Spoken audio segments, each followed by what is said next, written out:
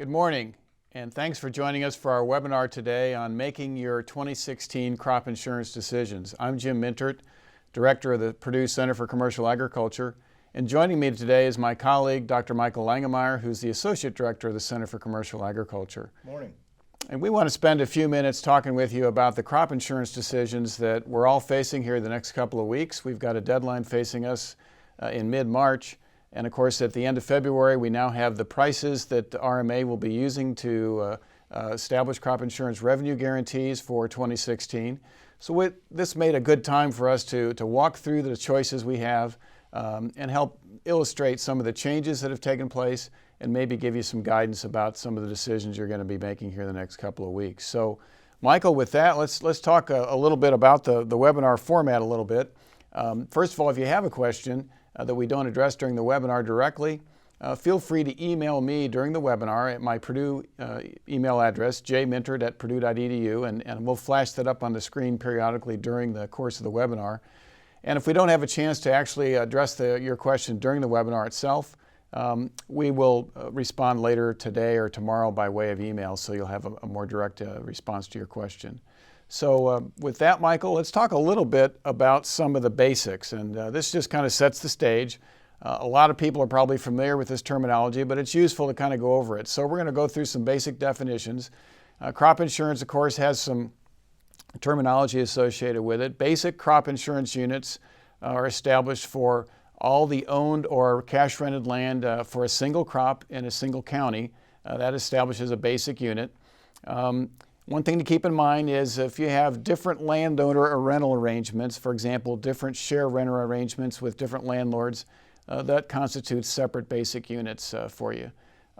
Optional units are a way of dividing it even a little farther than the individual county level. There's an extra cost associated with doing that, but you can divide it up based on townships instead of counties, and some people find that advantageous, but there is an extra cost. And then the enterprise unit, which is not used as much perhaps as maybe we think it should be. The enterprise units combine all the basic units in one county for a single crop. For example, in one county for all your corn acres. And there's a discount, and in some counties that discount could be pretty sizable. So if you haven't thought about using enterprise units, that's something you should evaluate as a way to potentially reduce your crop insurance premiums and still maintaining a good level of coverage. So enterprise units have become more commonly used in recent years, but as we've done workshops, Michael, around the Midwest, we've discovered a lot of people haven't really looked at it very carefully, and from our standpoint, it's something that's worth looking at. Obviously, your risk changes when you use enterprise units, but because it's combining all your basic units in one county into a single crop. But the benefit there, as you indicate, Jim, is in some counties substantially cheaper product. Particularly, you look at the higher coverage levels, it can be maybe half the premium of a basic unit product at 80 to 85% for some counties. And so it's something to definitely look at, but just keep in mind, it does change the risk, how you evaluate risk for your individual farm, because with enterprise units, you're going to lump those farms together, and if one farm has a bad year, it's going to get averaged with the rest of them, and you may not get a payment. And so you do have to think that through very carefully. But one of the things that's important to point out from with respect to enterprise units is it is fairly heavily subsidized, even compared to the basic unit products. And that's one of the reasons why it's cheaper.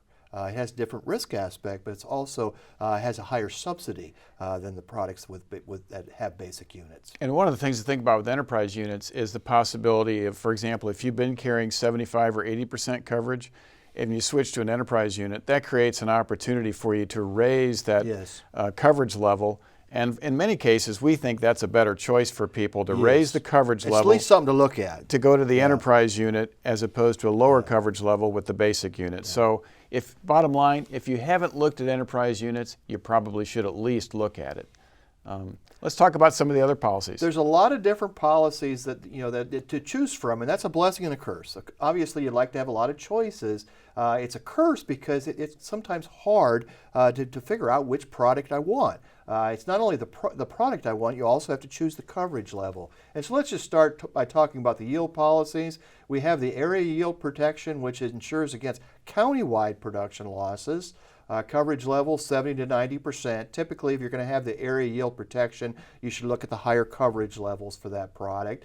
The yield protection product insures against production loss on an individual farm. It's based on your individual APH approved yields. And so to look at that protection guarantee, we take the APH approved yield times the coverage level times the projected price. We'll talk more about the projected price here in a couple slides. Again, you have the choice, a wide range of coverage levels. If you're going to yield protection, I would encourage you to look at the higher coverage levels for yield protection, maybe 80 to 85%. And one reason people look at the yield protection products as opposed to the revenue products, Michael, is cost, right? Yes. The cost per acre is going to be lower. And again, this varies. It varies quite a bit depending on the county you're looking at, but it can shave several dollars per acre off of your premium. But again, this is only insuring against your production loss. You're not getting the benefit of the revenue product insuring against that price loss. So you have to remember that.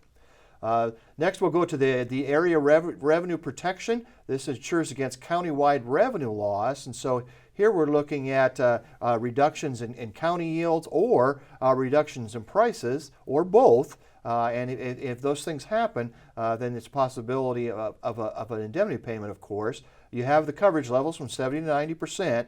Again, if you're looking at area revenue protection, I would lean towards the higher coverage levels there. You also have the area revenue with harvest price exclusion.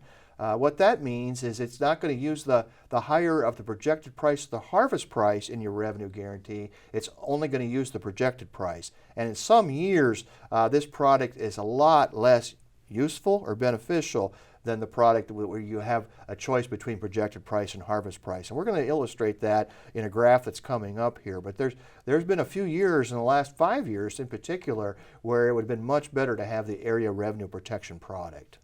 That's true, and you mean the area revenue protection product with the harvest price option built in, so to speak, which is now the default value. And I want to reiterate one point that you made. You've made it a couple of times. If you're looking at these area products, it's really important to select the high levels of coverage. And it's tempting not to because the premiums are lower at those lower levels, but your probability of ever collecting on those declines pretty dramatically. Yes. And the reason is the probability of revenue dropping to those lower levels at the county level is quite a bit lower than it is on the individual farm level. Definitely. And that's an important point to think about. And it's one I think sometimes we have trouble wrapping our heads around a little bit as we make a transition from thinking about the individual farm products versus the area-based products. And the people I talk to that they're looking at the area revenue protection products typically are looking at the highest coverage level, 90%. Not always, but they're typically looking at that highest coverage level. And I think if you look at some of the analysis that's been done, it would suggest that that is the optimal choice in most locations most of the time. So. We also, of course, have the revenue protection with harvest price exclusion. The main difference here is we're not insuring against county revenue. Here we're insuring against farm revenue. And so we're using farm yields to do the calculations here. So let's go through the revenue protection guarantee because we want to make sure everybody understands what we mean by revenue protection guarantee. We take the APH approved yield for a farm, we multiply that by our coverage level, and we multiply that by the greater of projected price or harvest price with the revenue protection product. Again, we have a wide range of coverage levels, 50 to 85%. Depending on the county we're looking at, we would encourage you to pick one of the higher coverage levels. And we'll talk more about why we think that here in a little bit, looking at the premium costs and the revenue guarantees. But typically, the really low coverage levels for this product in Indiana is really cheap, but you're getting very, very little protection from downside risk because the variability in Indiana is a lot less than it is in the Western Corn Belt where the lower coverage levels are more commonly chosen. We both worked in the Western Corn Belt and out there, 65, 70%, 75% are fairly typical products to choose from. In Indiana, when you do the analysis, the 75% is about the lowest you'd want to look at, and you probably also want to look at the 80 to 85% and compare that to the 75%. We also have the revenue protection with harvest price exclusion. It uses the projected price, and so it does not use the harvest price. And again, in some years, that's a huge disadvantage to exclude the harvest price from your revenue protection guarantee. And it is cheaper, but you're giving up quite a bit of potential revenue in a lost year, and that's the concern. Definitely. One other thing I want to say about the revenue protection product, this is the most commonly chosen product in Indiana and Illinois. in Corn Belt states in general, and there's good reasons for that. It does a good job of protecting against both yield losses and price declines. Let's talk a little bit about yields for crop insurance, Michael. Yes, there's several options to look at in addition to looking at basic versus enterprise units and looking at yield protection versus revenue protection, both on the individual farm and the county. We have the trend adjusted yield endorsement. This allows farmers to add a specified trend factor to the actual yield. In a lot of instances, this is beneficial. It does a good job of increasing your revenue guarantee for not very much additional cost, and so that's something you want to strongly look at is taking advantage of the trend adjusted yield endorsement. There's also a couple of other things to look at in addition to the trend adjusted yield endorsement, and that's the yield adjustment and yield exclusion. So let's just define the terms here, and then we'll talk more about these. The yield adjustment allows 65% of T yield to replace the actual yield.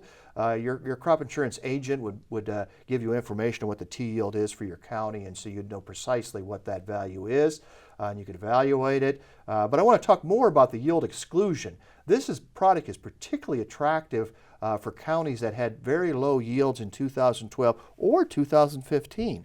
Those are the 2 years here in the last 10 years where some of the counties had very low yields. Maybe they had low yields in both of those, but those are 2 years to look at. The yield exclusion allows eligible years to be excluded from the APH yield calculation. This can make a significant difference in the APH yield by using this yield exclusion, and I think you're going to talk about this some more, Jim. Well, we do want to talk about it a little more, and one reason we want to talk about it more is it's relatively new. It was available on somewhat of a limited basis last year, but they've expanded the availability this year, and so it's something that a lot of people are not familiar with. And as we've looked at the numbers, it's something worth taking a look at. So let's talk about how it works.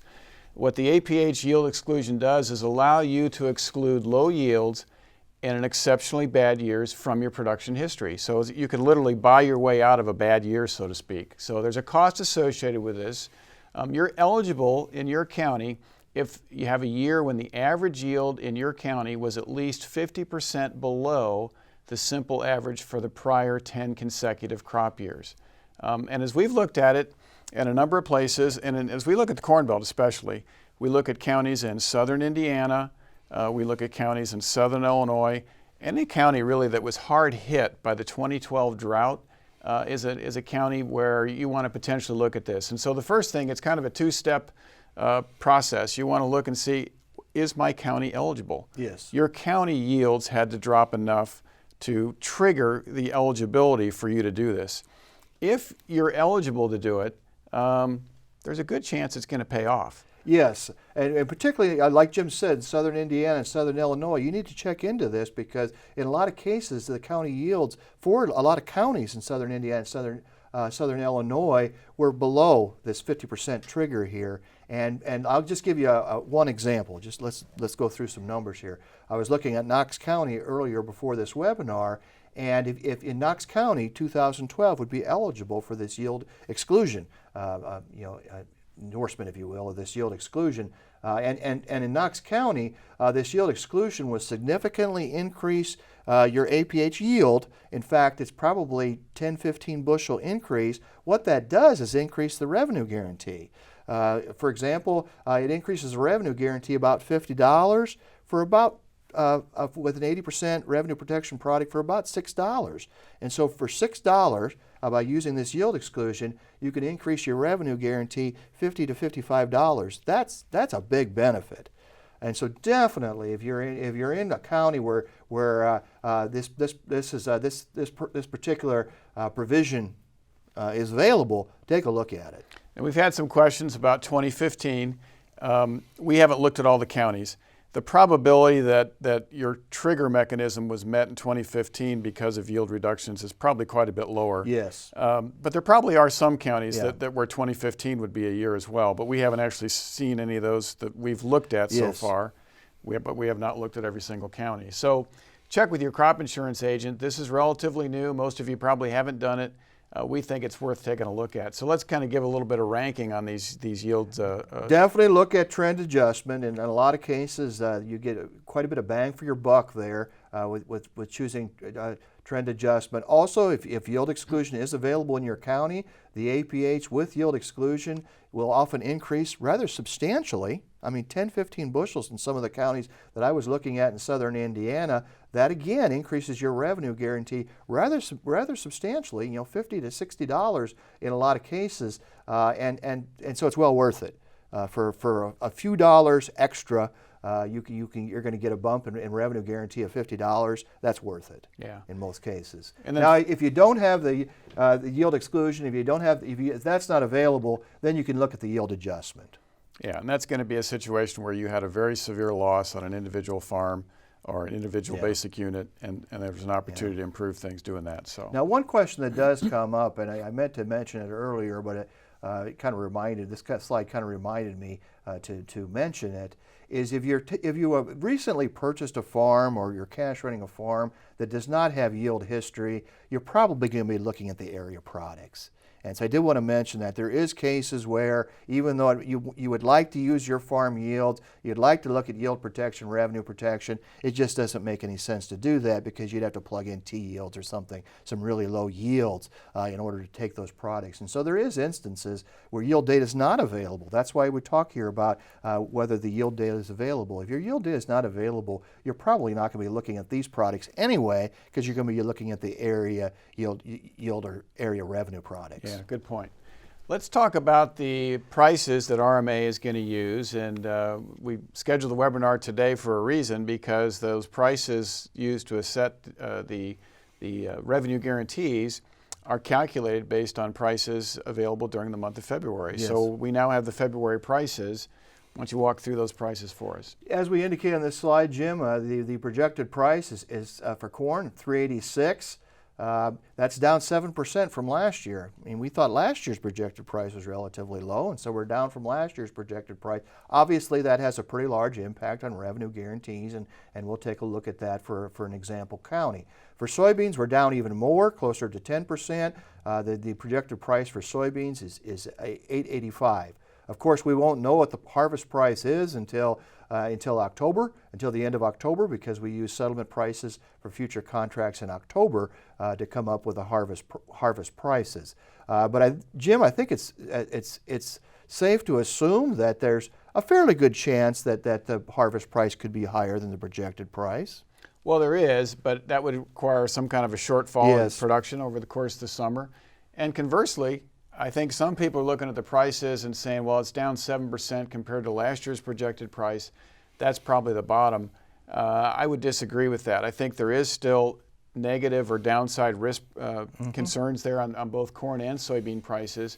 So if you think about the revenue products versus yield products, and I think some people are maybe making that choice in their mind a little bit, we still think there's some downside revenue risk here on the price side. And so don't walk away from the revenue products because you don't think there's any downside price risk. There is still some downside risk from these price levels. And then let's compare the projected price to the harvest price for 14 and 15. And what you're going to see, what you see on the slide here for both corn and soybeans, the harvest price was lower than the projected price for 14 and 15. What that means is we use the projected price for our revenue guarantees in 14 and 15. However, that's not always the case. In some years, the harvest price is higher than the projected price, and so if you have the revenue protection product rather than the revenue protection with harvest price exclusion, you'll use the higher of the projected or harvest price. And I want to come back to that. I don't want to harp on this too much, but in some years there's a substantial difference between the harvest price and projected price. In some years the harvest price is considerably higher. Yeah, well, and that's when the revenue protection product really looks attractive compared to the revenue protection with harvest price exclusion. One of the reasons I'm talking about this more than I typically do in a webinar or a workshop is I've had more questions related to the harvest price exclusion products this spring than I have in the last several springs. And I think the reason for that is cost reduction. It is cheaper. It is cheaper. But you're giving something up. Yes. And so you want to think about that carefully. And we're not going to say unequivocally, don't do it. That's not the case. But make sure you know what you're giving up when you make that choice. And we'll make that a little more clear when we walk through an example. So let's take a look at a crop insurance example using some data from a simulated farm in White County, Indiana. And let's start off with those revenue protection products. Let's compare the projected price and the harvest price. And as you can see here, 13, 14, and 15, the projected price was higher than the harvest price, and so we use projected price in our revenue protection computations. However, notice there 10, 11, and 12, the harvest price was particularly in 10 and 12, was quite a bit higher than the projected price. And so if you had the revenue protection product, that increased your revenue guarantee rather substantially. And so in those years, it was really beneficial to have the revenue protection product compared to the revenue protection with harvest price exclusion. And that's the trade-off. Yes. That's exactly the trade-off with respect to what you want to choose as you make your choices here these next couple of weeks. Let's look at the guarantees on a per acre basis up in White County. I should note here that when we're looking at 16, we don't know what the harvest price is going to be, and so in this chart we've simply assumed it's going to be the same as the projected price. That's not going to be the case. We know that, but nevertheless, unlikely. It's unlikely. Yeah, but just for to illustrate, we've kept those the same. And so you look at the guarantees here. Let's don't focus so much on the difference between the revenue protection with and without the harvest price included. Let's focus on the guarantees themselves. And so I'll focus on the red bars here, the revenue protection guarantees. You'll notice in 11 and 12, those guarantees were really high, Jim. In fact, those were higher than the cost of production. Yeah, so those were years when you could use crop insurance to effectively guarantee profitability. Unfortunately for us, I suppose, as crop producers, those days are over. And now I'd like to tell people that it probably never happened in my lifetime again. Yeah, we're looking now at buying crop insurance as insurance against a loss, as opposed to locking in a profit, which is what we were able to do for several years. But even looking at 14, the revenue guarantee in 16 is substantially lower than 14. In 14, we were looking at a revenue guarantee around $600, $620.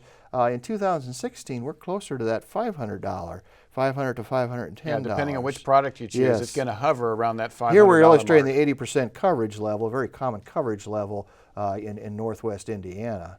So let's look at that in a little more detail as we look at the different products with this slide. I really like this slide for a lot of reasons. This slide does a nice job of illustrating two things. First of all, it shows how much the revenue guarantee has declined in the last 2 or 3 years, and so and like Jim said, insurance now really is protecting us from downside risk. It's not even come nowhere close to being something that's a profit center or anything like that. But let's focus on the differences between the revenue guarantee for the 75%, 80%, 85% coverage levels for 2016, Jim. And we can see there, by going from 75 to 85%, we get an additional $65 in revenue guarantee. But it's not free. It's not free. But that's why we that's why we focus or emphasize higher coverage levels, is you are getting more protection with the higher coverage levels. But like Jim said, this is not free. In some counties, that can be a substantial increase in cost, going from 75% to 85%. And so what we're going to advocate, and we'll show this in a little more detail later, what we're going to advocate is that you look at the difference in the guarantee. And in Indiana, for a lot of people, especially in the northern half of the state, they might already be sitting at the 80% level based on prior years.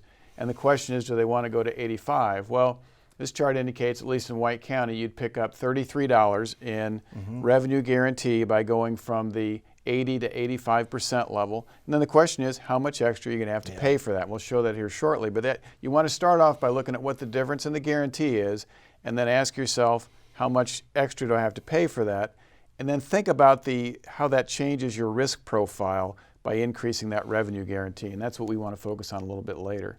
So let's look at some other premiums across the different products. Here we're looking at basically 4 different products. We've got our revenue protection products: Enterprise, Basic, Optional. That's what the E, P, B, and O stand for in this slide. We also have the Yield Protection: Enterprise, Basic, and Optional. And then we have area revenue protection at 90% and area yield protection at the 90%. So let's just compare the premiums across these products. You'll notice there, looking at the revenue protection Enterprise, going from that to the revenue protection Basic, you're looking at about $5 there. Jim. And so again, that's not real large in White County. For some counties, that can be substantially more, but it's still $5 per acre. And so that's something you have to think about, whether the revenue protection enterprise would fit your needs. If it does, then you could save $5, $6 per acre in premiums there. I also want to compare revenue protection enterprise with yield protection enterprise, and essentially their yield protection is about half. But remember, you're not getting the protection against a decline in price with the yield protection product, and so that's why it's cheaper. And so you have to carefully evaluate whether you want to take that chance of price declining and you not getting a benefit. Stated another way, you might want to think about how you would combine the use of a yield product insurance, Yes. A yield insurance product, with another marketing strategy, and you could do that. So. Stated another way, the revenue product is effectively giving you a put option. It's a put option's embedded in the product, so to speak, and the strike price is the projected price that RMA has put on the particular policy. So you could do something along those lines, but just remember that that's what you need to be thinking about. You've given up the put option by choosing a yield product only as opposed to a revenue product. So think about what that means with respect to the rest of your marketing strategy. Now, I also want to point out here that the area revenue protection at 90% is rather expensive for White County, particularly compared to the revenue protection. This is using White County, this slide. That does change quite a bit as you head to southern Indiana. In southern Indiana, there's a lot less difference in the premiums between an 80% coverage level revenue protection product and the 90% area revenue protection. So you definitely want to look at this for the counties that you farm in and evaluate it for those counties. And Michael, this is probably a good time to point out that the way we've evaluated this, the analysis we've been using is we've been using the iFarm Insurance Yes. Evaluator product that's available from the Farm Doc team at the University of Illinois. And if you haven't been using the crop insurance tools that the University of Illinois and Gary Schnitke at the University of Illinois has been the developer of those tools, we would encourage you very strongly to use it. Yes. That's how you would make these choices, or how you would do this evaluation for your farm, your county. It's a web-based tool now. It makes it pretty easy to use. We find it very helpful. Very, very helpful. And one of the tools that they have available on that website is a net cost of insurance, where you take your potential payoffs based on historical trend adjusted yields, and you compare that to your indemnity payments over time, and it'll show very clearly in most instances that even though those lower coverage levels are relatively cheap products, you very seldom get a payout, and so your net cost is higher for those low coverage levels than it is for the higher coverage levels. Yeah, And that seems counterintuitive to some people, but you got to think about what's the chance of revenue being 60% in a particular county like White County. It's really low. Yeah, so you're effectively, in that case, you're buying insurance against an event that's extremely unlikely to ever happen. Extremely unlikely to happen. Yeah, Whereas if you're into the 80 to 85%, every so often that's going to happen. And from a risk management standpoint, it gives you the opportunity to manage the risk on your operation, the revenue risk, which is what you really want to do. Another thing we should point out before we get too much further here, Jim, is some people might be thinking, I know we've said this in previous webinars before, but let's go ahead and reiterate it. Some people might think, well, I have Ark County. Do I really need to have Ark County in the higher coverage levels? I would think about these as separate decisions. I would too. Definitely think about these as separate decisions. So regardless whether you have Ark County PLC or nothing, think about this as a separate decision. What do I need in terms of a crop insurance product and coverage level that's going to protect me from downside risk? We said that last year when we were doing the Farm Bill workshops, that we viewed the Farm Bill as not being a substitute for crop insurance. Our thinking on that really has not changed. No, it has not changed at all. It is not a substitute by any stretch of the imagination. So really need to look at your crop insurance pretty much as you always have, right? Yes. Okay. All right. Let's look at the coverage levels. This is a chart that if you use the iFarm tool from the University of Illinois, it'll show you this information for a particular county, for the counties that you farm in. Let's look at White County, Indiana specifically. And you can see that those lower coverage levels, like I said, are really cheap. They don't cost very much per acre, but your chances of collecting are really slim. And so really, when you're looking at a chart like this, you're probably looking at 75, 80%, and 85% coverage levels. And there is some rather substantial increase in cost, even for White County, a very good corn county, as you go from 75 to 85%, Jim. So, and just to kind of put that in perspective, I think from 75 to 85%, Michael, you said you were picking up $65 in additional revenue protection. And looking at the chart, you're paying an extra $12 $12 or $13 there. $13. Going from 80 to 85%, which is probably the decision point that a lot of people in this particular county are thinking about, you'd pick up, I think, $33 in additional revenue protection for about roughly $7.50. So that's the comparison you want to make. How many dollars of revenue protection am I picking up, and how much is it going to cost me? Make that comparison.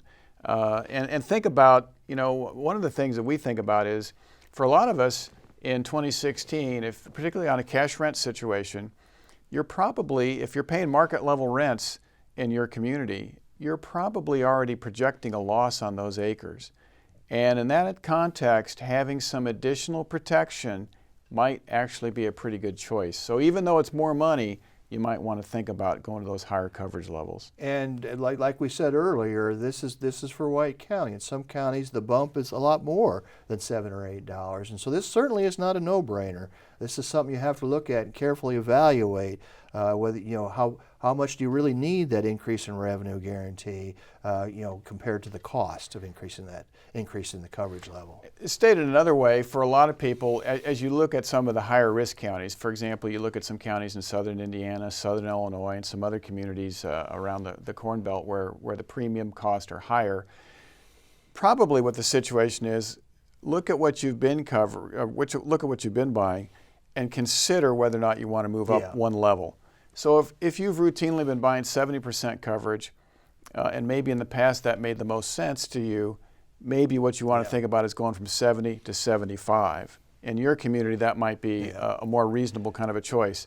So in some of these counties in Illinois, particularly the northern 2/3 of Illinois, and especially the northern half of Illinois, north central Indiana, west central Indiana, where people have traditionally in recent years carried relatively high levels of coverage, maybe they've already been sitting at 80%. They might want to think about 85. If they were sitting on 75, they might want to think about 80. No, excellent point, Jim. And also, this is looking at basic unit product. Also look at that trade-off between basic units and enterprise units. And this is probably a good point to reiterate. As we've done workshops and visited with people around the Midwest, what we've discovered is a lot of people that would probably benefit from evaluating the enterprise option have not done so. No. If you have not looked at enterprise units and are thinking about, is there a way I can economize on my crop insurance, we would encourage you to look very closely at the enterprise units, because in many locations that discount can be relatively substantial, and you in that environment could choose a higher level of coverage to compensate for the fact that you might have some farms that would trigger and not under a basic option and not do it under an enterprise. Yeah, in a lot of situations, Jim, just to reiterate what you were saying there, you could jump that 5% easily. And if you went from basic to enterprise units. Yeah, so that's something to think about. Again, we're not saying everybody should do it, but you should certainly look at it. Because it doesn't fit for everybody, but you should definitely look at it. If you haven't looked at it, you should. All right, let's go do some more examples with White County, Michael. Yeah, now let's focus a little bit on yields and the probability of having yield reductions of 15%, 30%, and 45% for a specific county. First of all, for White County, Indiana, the trend-adjusted yield is 178 bushels per acre. That's based on county information. Individual farms may have a much higher trend-adjusted yield. Let's look at how likely it is to have a yield that's 15% lower. That would be 151 bushels for White County. That happens 10% of the time. It happened in 2012 and it happened in 2015. So there's a couple of years fairly recent where are part of that 10%. Looking at 125 bushels, that happens 4% of the time. That happened in 2012, I know. I can't remember exactly where it would have triggered in 2015, but it's very close. Very close in 15, Very close in 15. And so we've had a couple of years in this particular county, 2012 and 2015, where the yield reductions were substantial. 97 bushels per acre. This is coming from the Illinois material again, and they were looking at the last 50 years. There wasn't a single year in the last 50 years where trend-adjusted yield was below 97 bushels. And so this just reiterates the importance of having a higher coverage level in this particular county. And I think the other point to make there, looking at that slide, Michael, is that as you move around the Corn Belt, the percentage of time that yields will drop below those triggers that we've identified, 15, 30, and 45, can change quite a bit. Yes. And that explains in part why you're looking at different premiums as you move around the Corn Belt. That's particularly true of a 15 to 25% drop. The 30% drop is a fairly low probability in a lot of counties in Indiana anyway, but you start looking at 15, 20%, and 25%, and rather than 10%, like it is in White County, if you go to like Sullivan County or Knox County, it's probably closer to 20%. And so that also explains why in a county like White, where you have a very low probability of a reduction more than, say, 15%, why you'd want to carry those higher coverage levels. And that's why it's relatively cheap compared to Sullivan and Knox County for that 80 to 85% coverage level, because the chance of having a year where yield is 15% or below trend is relatively small. It also explains why even in the counties where you do have a higher probability of loss, there's not very many places where you're going to trigger losses of greater than 30% very often. Yes. And so that kind of narrows up the range of products you want to look at. Yeah, even definitely. in those counties that have more risk, you probably start at around 70%, maybe 65% at the very lowest, and then start looking at coverage levels higher than that because the probability of collecting periodically increases. Now, if you'd like to sharply. replicate this for your specific county, I did this using the University of Illinois crop insurance spreadsheet. There's a tab on there looking at historical yields, and it has 50 years of historical yields, and it'll give you this information. Percent of the time where yield is below certain percentages, it'll give you that information for the counties that you farm in. Please take a look at that, because this is important when you're making your decision on the product and the coverage level. Is to know how likely is it for my particular county to have a 15% or 20% decline in yield. And just to reiterate, that is the one thing you cannot do on the web or the you cannot web-based do that tool. web-based tool. You do have to download the Excel spreadsheet using the FAST tools. And also the spreadsheet is needed for the yield exclusion computations. The internet tool is really helpful just to give you a basic idea of the difference in premiums across products, across coverage levels. If you want to dig deeper and look and start looking at trend adjustment, looking at yield exclusion, looking at percentage chance of having relatively low yields, you need to use the spreadsheet. Yeah, good point. All right.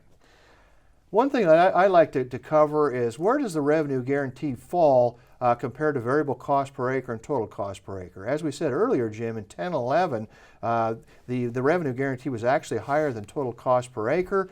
That's going to be the exception rather than the rule. In most years, that's not the case. The revenue guarantee is between the variable cost and the total cost, and that's exactly where we sit here with 80% coverage in White County. The revenue guarantee with 80% coverage is $550 approximately. That's substantially above variable cost per acre, but it is quite a bit lower than total cost per acre. But what you really have to ask yourself when you're looking at these different coverage levels is, how much loss can I withstand? How much loss can I withstand in terms of my cash flow situation, in terms of my working capital position? And we've talked about working capital in previous webinars, Jim, and so that's one of the things you really want to watch is that your working capital doesn't decline too much, and that's where looking at these different revenue guarantees for different products, different coverage levels is extremely important. How big a loss can you withstand? That's exactly right, and one of our big concerns, as we've indicated in a lot of the workshops we've done and some previous webinars, is protecting working capital. Yeah. We think that's going to be tremendously important. The old saying is cash is king, and that's still true. And as we look at it in 16, 17, and maybe even as far out as 18, we think it's going to be very important to preserve working capital. And so that's why we're concerned about that, and protecting that working capital is going to be huge here in 16.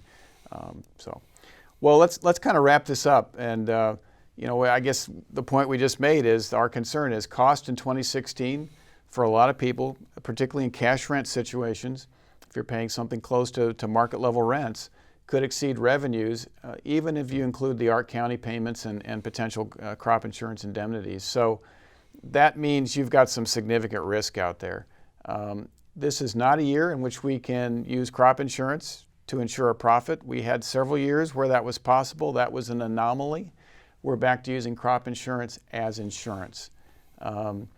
And then finally, you know, if you think about it, we can use crop insurance in 2016 to manage our losses or potential losses to more manageable levels.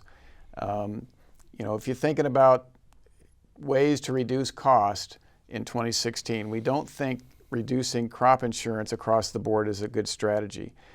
It is a good strategy, though, to look at some different products perhaps than you have in the past. We've talked about potentially using the enterprise approach to crop insurance as a way to potentially reduce cost or change your coverage level. Yes. You know, get better coverage or improve Or coverage. going to the area revenue protection where you can go up to 90%. I mean, that's certainly something that needs to be examined too, because that's a pretty good guarantee. So those are some things to thinking about. The other thing that we want to maybe reiterate that we kind of pointed out earlier is you might want to think about buying up on your coverage, particularly in a year when your operation might already be under some financial stress. If we do have a loss in 2016, having that additional coverage might make things a lot better in terms of protecting your working capital in 2016 and making sure that you're still in good shape in 2017. So even though that might cost a little more, and we gave some examples for White County, that's a strategy to consider. And so if you've been sitting on a particular revenue coverage level, maybe 75 or 80%, we would encourage you to at least think about and evaluate what it would cost to go to a higher coverage level and look very carefully at how much additional revenue protection you're getting. So those are some things to think about.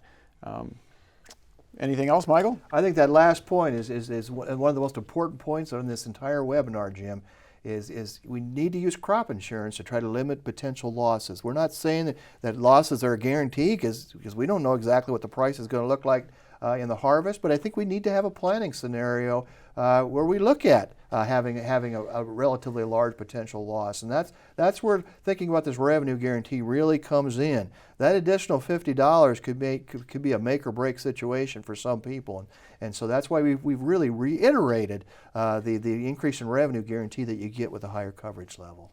All right, thanks, Michael. And with that, I think we'll wrap up today's webinar. So thanks for joining us for our webinar on making 2016 crop insurance decisions.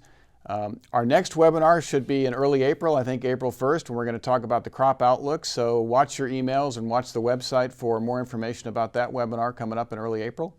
Until then, I want to say thank you for joining us on behalf of the Center for Commercial Agriculture and Purdue Extension. Have a good day.